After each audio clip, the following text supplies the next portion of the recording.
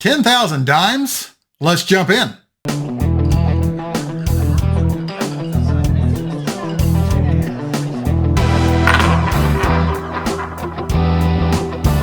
How y'all doing? This is Brian from Change is Good. In this video, we're going to go through a $1,000 bag of dimes. That's 10,000 dimes, or the equivalent of 4 boxes. I'm going to try and get this bag done in one sitting, so I'm going to go ahead and cut it open and make a nice shiny pile. Now that is a beautiful pile of 10,000 dimes.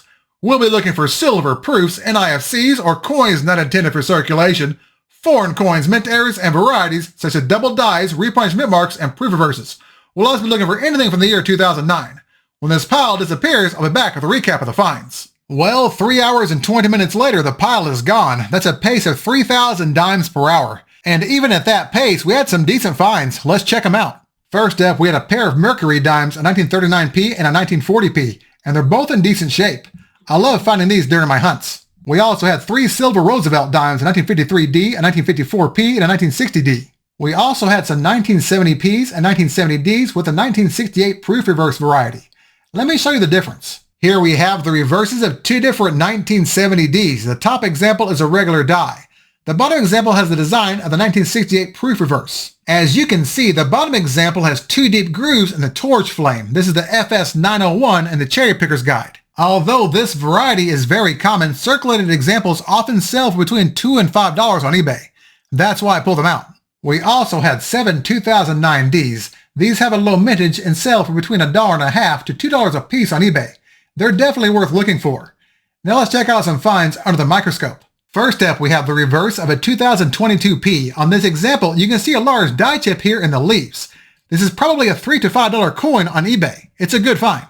Next up, we have the reverse of a 2018P. On this example, you can see 2 die chips, a small one here at the bottom and a large one at the top. This is also a $3 to $5 coin on eBay. Here we have the reverse of a 2020P. On this example, you can see a massive die chip here in the leaves. This is an unusually large die chip. It would probably sell for between $7 and $10 on eBay. This is an awesome find. And we'll finish things up with a double die. Here we have the reverse of a 2018P. On this example, you can see doubling on the right side of the leaf here in the center. This was the only double die found during the hunt, and I couldn't find a match for it on Variety Vista or the Wexler files, so I'm assuming it's unattributed. Alright, now let's do a recap of the hunt. Well, considering how fast I went through that bag, we did pretty well. We had 2 Mercury dimes, 3 silver Roosevelt dimes, some 1970P and D proof-reverse FS901s, some 2009Ds, and some nice die chip errors, along with 1 variety.